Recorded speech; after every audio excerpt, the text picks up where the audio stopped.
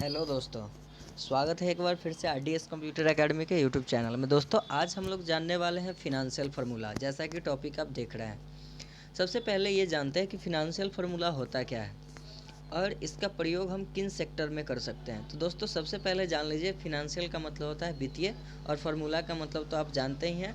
तो financial formula का जो बेसिकली इस्तेमाल किया जाता है, जैसे कि आप किसी बैंक में हैं या फिर कहीं पे गाड़ी परचेस करने गए हैं या इंस्टॉलमेंट पे कोई वस्तु खरीदने गए हैं, तो उन सब जगहों पे लोन कैलकुलेट करने के लिए किया जाता है।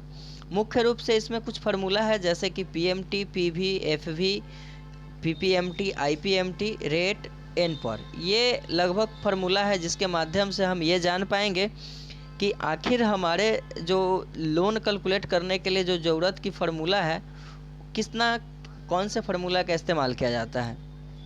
तो दोस्तों सबसे पहला है पीएमटी। देखिए पीएमटी फार्मूला का काम क्या है, तो प्रति माह जो इंस्टॉलमेंट जमा होती है यानी कि किस्त जमा होती है, उस किस्त को अगर निकालना होगा तो हमको पीएमटी फार्मूला को जानना पड़ेगा। उसके बाद है प्रिंसिपल वैल्यू। यदि आप किसी को ब्याज देते हैं, ब्याज पर पैसा लगाते हैं या फिर बैंक में आप लोन लेने जाते हैं, तो यदि आप लोन ले रखे हैं तो आप कितना लोन ले रखे हैं और कितना उस पर ब्याज लग रहा है, उसके बारे में पता चल जाता है। उसके बाद है एफवी फ्यूचर वैल्यू। आप एलआईसी प्रीमियम जमा करते हैं 2 साल, 4 साल, 5 साल के लिए, और उस पर मिलने वाला इंटरेस्ट रेट कुछ होता है। तो 5 साल, 7 साल या 10 साल बाद आप सुनते होंगे कि पैसा डबल हो जाता है। तो ये सब कैसे होता है, ठीक है। अगर आप कभी कंपनी खोल रखे हैं या बैंक में है, तो प्रति माह आपका जो है, देखते होंगे गांव में अभी बहुत ज़्यादा चलता है महिला संगठन जो है, जीविका वगैरह हो गया, या फिर लोन पर ब्याज पर जो सप्ताह वाला सिस्टम है या मंथली सिस्टम है, उसमें जो इंस्टॉलमेंट कैलकुलेट किए जाते हैं, वो सब कैसे निकालना है। तो दोस्तों हम इन्हीं सब चीज़ों पर चर्चा करेंगे और एक एक चीज़ों को दिखाएंगे करके। तो सबसे पहले हम आज सीखते हैं पीएमटी फार्मूला को, ठीक है। सबसे पहले पीएमटी फार्मूला। तो पीएमटी फार्मूला के लिए क्या क्या पता होना चाहिए, तो सबसे पहले तो हम यहाँ पर लिख लेते हैं पीएमटी, ठीक है। और पीएमटी के बगल में जब फार्मूला को ओपन करते हैं, देखिए फार्मूला, किसी भी फार्मूला को ओपन करने के लिए मैंने बताया था कि कोई भी फार्मूला लगाना है तो सबसे पहले इजिकल टू सिंबल का इस्तेमाल कीजिए और पीएमटी लिखेंगे। क्या लिखेंगे? पीएमटी। जैसे ही पीएमटी लिखे तो यहाँ पर देखिएगा बहुत सारा फार्मूला एक्टिव हुआ है पीएमटी से रिलेटेड, है ना। तो हमको सिर्फ क्या करना है, पीएमटी को सेलेक्ट कर लेना है यहाँ से। देखिए पीएमटी में क्या क्या ज़रूरत पड़ता है, तो पीएमटी में सबसे पहले रेट, एन पर, पीवी, ठीक है। और एक लिख रहा है एफवी और टाइप। देखिए 3 ऑप्शन है यहाँ, रेट, एन पर और पीवी। अगर ये 3 चीज़ अगर आपके पास है, तभी आप क्या कर सकते हैं, तभी आप फार्मूला का इस्तेमाल कर सकते हैं। अगर इतना चीज़ कम से कम नहीं रहेगा तो आप फार्मूला का इस्तेमाल नहीं कर पाइएगा। तो आपको क्या क्या पता होना चाहिए, तो देखिए क्या क्या पता होना चाहिए। तो उसके लिए पहले यहाँ से क्या करते हैं, इक्वल टू को हटा देते हैं, इसको फार्मूला को मैं यहाँ से हटाता हूँ और यहाँ पे देखिए क्या क्या चीज़ पता होना चाहिए। तो सबसे पहले तो हमको क्या पता होना चाहिए, तो सबसे पहले हमको ये पता होना चाहिए कि हमने अमाउंट लिया कितना था, लोन कितना लिया था, यानी कि प्रिंसिपल वैल्यू हमको पता होना चाहिए। तो आप यहाँ से कॉपी भी कर सकते हैं प्रिंसिपल वैल्यू को, ठीक है।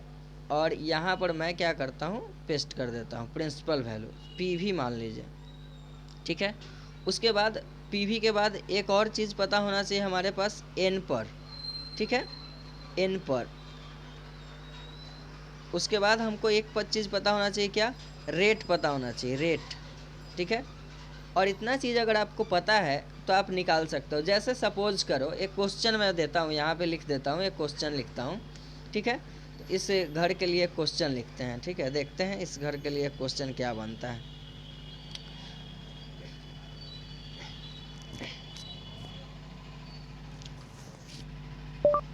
क्वेश्चन हिंदी में लिख देते हैं। कोई व्यक्ति 50,000 रुपये लोन लेता है, यदि उस पर लगने वाला ब्याज दर 11.5% हो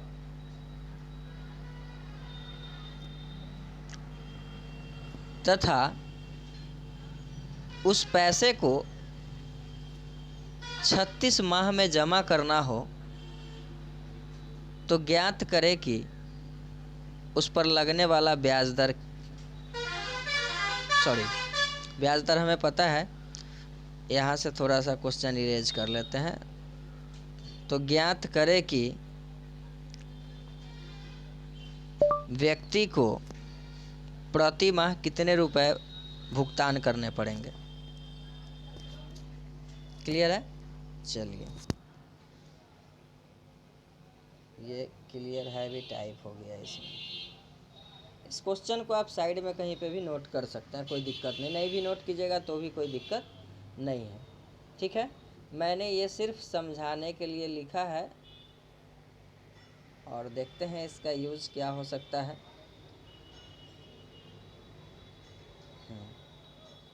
यहाँ देखिए, क्वेश्चन में जो जो चीज़ पहले दिया हुआ है उसको कहीं पे आप क्या कर लेंगे, लिख लेंगे। ठीक है, तो सबसे पहले पीवी प्रिंसिपल वैल्यू, कोई व्यक्ति लोन कितना लिया है, तो लोन लिया है कितना, 50,000, तो यहाँ 50,000 टाइप कर दीजिए। ठीक है, उसके बाद है एन पर मतलब नंबर ऑफ पीरियड, कितना बार में जमा करना है, 36 महीना में जमा करना है। एन पर का मतलब होता है कि कितना महीना में कोई व्यक्ति उस राशि को जमा कर देगा।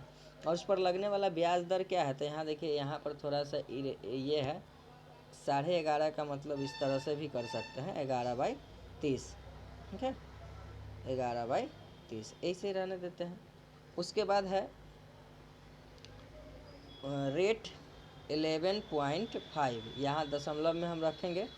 ठीक है, यहाँ ऐसे रखिए 11.5, यहाँ भी सही रहेगा। 11.5% हो गया। अब हमको निकालना है, कैलकुलेट करना है। तो मान लीजिए हम यहाँ पर निकाल सकते हैं, यहाँ भी निकाल सकते हैं, कोई दिक्कत नहीं, कहीं भी निकाल लीजिए, कोई दिक्कत नहीं। PMT, ठीक है, अब PMT हो गया।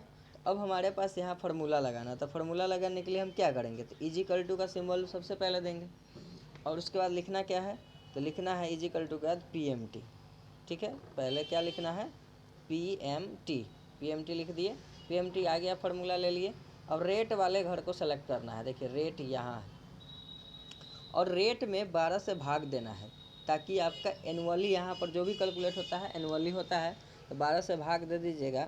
ठीक है, उसके बाद फिर कॉमा का चिन्ह देते हैं, तो फिर एन पर पे कर्सर ऑटोमेटिक चला जाता है, तो एन पर वाले सेल को सेलेक्ट करना है, फिर कॉमा का चिन्ह देते हैं और फिर कॉमा का चिन्ह देने के बाद फिर पी भी सेलेक्ट करने के लिए कहा जाता है। हो गया, और इतना सेलेक्ट करने के बाद ब्रैकेट बंद करके इंटर कर दीजिए। इंटर,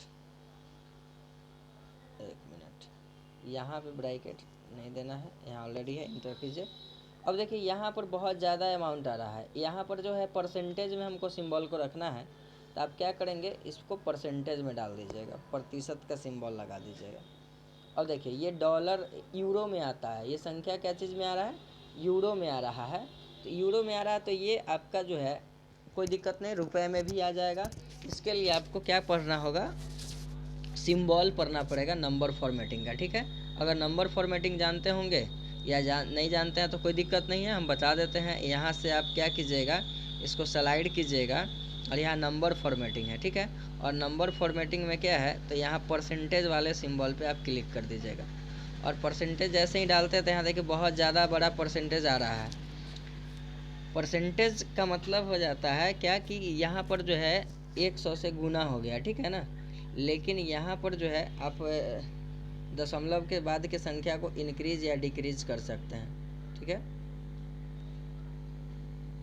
चलिए, करेंसी नंबर फॉर्मेट है ना, तो इसको हम क्या कर देते हैं, जनरल नंबर ही रहने देते हैं और यहाँ से दशमलव की संख्या को कम कर देंगे। यह है दशमलव की संख्या को कम करने का तरीका। ठीक है, 2 दशमलव तक रहने दीजिए। तो अब यहाँ पर आप देख रहे हैं कि हर महीने कितना भुगतान करना पड़ेगा, 1648 रुपया। 1648 रुपया आप जैसे जैसे जमा करते जाइएगा वैसे वैसे आपका जो है ब्याज क्या होता जाएगा, क्लियर हो जाएगा। ठीक है, अब ये देखिए यहाँ पर थोड़ा सा और बढ़ते हैं आगे। तो 1648 रुपया अगर आप जमा कीजिएगा तो कितना रुपया आप जमा कीजिएगा, टोटल लिए लोन कितना थे, 50,000। 36 महीना में जमा किए 11% ब्याज लगा, तो आखिर हमको ब्याज देना कितना पड़ा। तो इसके लिए नॉर्मल सी बात है, कोई भी व्यक्ति जितना रुपया महीने महीने देगा, कितना बार देगा, तो 36 बार देगा ना। तो 36 बार 1648 रुपया 80 पैसा जब आप दीजिएगा तो उसको गुना कर दीजिए आपस में। क्या, तो गुना करने का तरीका क्या हो सकता है, तो इजिकल टू, और इतना गुने का चिन्ह कौन है, तो स्टार वाला जो चिन्ह होगा इसमें देखिएगा कहीं पे, वही होता है गुना का चिन्ह, और इंटर मारिएगा। तो आपका 59,000 लोन कितना लिए थे, लोन लिए थे कितना 50,000, और देना कितना पड़ा 59,356 रुपया। अगर दोनों का अंतर निकाल दीजिएगा, दोनों का अंतर कैसे निकालिए, था फिर यहाँ पर एक जोड़ घटा गुना भाग तो ऑलरेडी हम सिखा ही चुके हैं। तो इजिकल टू देखिए इतना, ये ऑलरेडी इतना में से माइनस कर लीजिए, माइनस कीजिएगा तो माइनस में इधर वाला संख्या है, तो ये आपका संख्या निकल गया कितना 9,356 रुपया आपका क्या लग गया